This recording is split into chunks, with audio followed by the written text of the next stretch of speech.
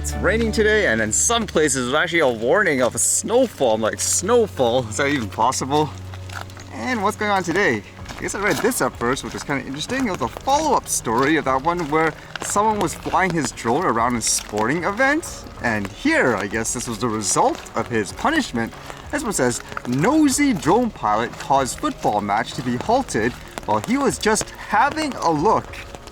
And this was the shocking part, I guess, on how low he actually was. It says, a man who piloted a drone which flew as low as 20 feet above a football match, causing the game to be halted, has been fined more than £3,500. Louis Franks was branded naive by his own solicitor in court, who said his client was being a bit nosy and having a look. Franks, 27, wept in court as he admitted flying the drone above Chesterfield FC's Technique Stadium in Derbyshire at 5:20 p.m. on May 7th during the club's game against Bromley in the National League playoff semi-final. Man, 20 feet in the air is literally like right within the game, I guess you could say. It says, referee Scott Simpson took the players off the pitch for several minutes in line with the safety protocols before the device was seen to land. Derbyshire police previously said more than 9,600 people attended the game, shown live on BT Sport, with the drone flying as low as 6.1 meters above the pitch. Northeast Derbyshire and Dales Magistrates Court in Chesterfield heard on Monday. And it's kind of interesting reading all the points I guess he was charged with. It says Franks pleaded guilty to charges of flying a drone above assemblies of people, flying beyond visual line of sight, failing to register as a drone operator, and failing to display an operator ID on the drone used by a remote pilot. He also admitted to driving his parents' silver Nissan Juke without insurance and failing to stop when police attempted to apprehend him in a Derbyshire town on the same day. In the end too, they also determined, I guess, in the court that it was just someone doing something stupid, because it says here, David Giddens, mitigating, said it was a hobby that has gone wrong. He is not being malicious, he is being naive, he said. Going near a sporting event is stupid, is naive, but is not a gentleman who is flying it at eye level. He's being a bit nosy. He is having a look. It's the naivety of someone who has not done their research. So ultimately it says he was fined £640 and given 6 penalty points for driving without insurance, £426 for failing to stop, £200 for failing to register as a drone operator, £200 for failing to display an operator ID, £500 for flying above assemblies of people, and £500 for flying beyond the visual line of sight. He was also ordered to pay a £986 victim surcharge and £85 costs. So again, do you think this is all justified overall?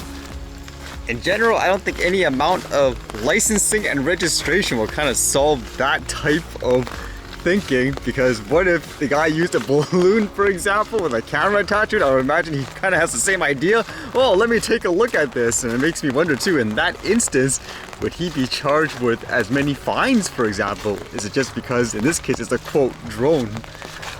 And then I randomly read this. I was wondering, how is this possible? It says Titanic tourist submersible goes missing with search underway.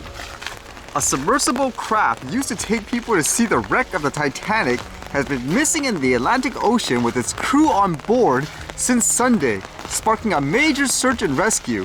Contact with the submersible was lost about 1 hour and 45 minutes into the vessel's dive, the U.S. Coast Guard said.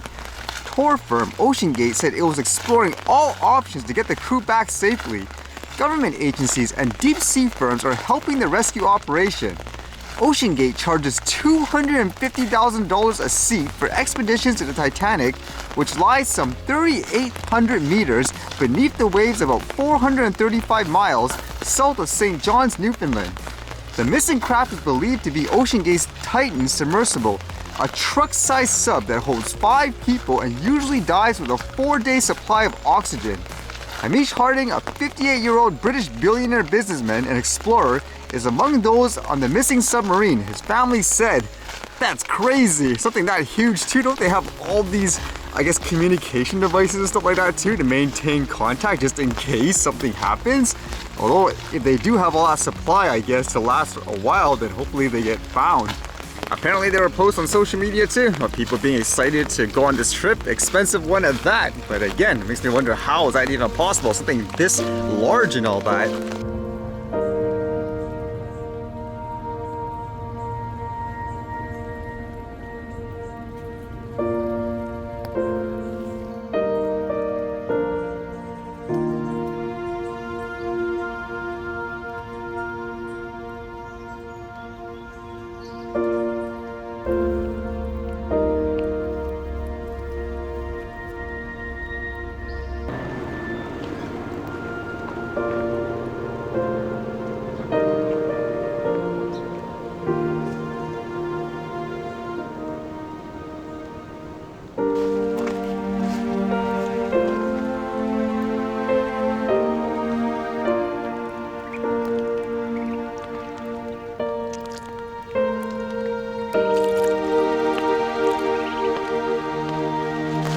guess the rain isn't stopping, huh?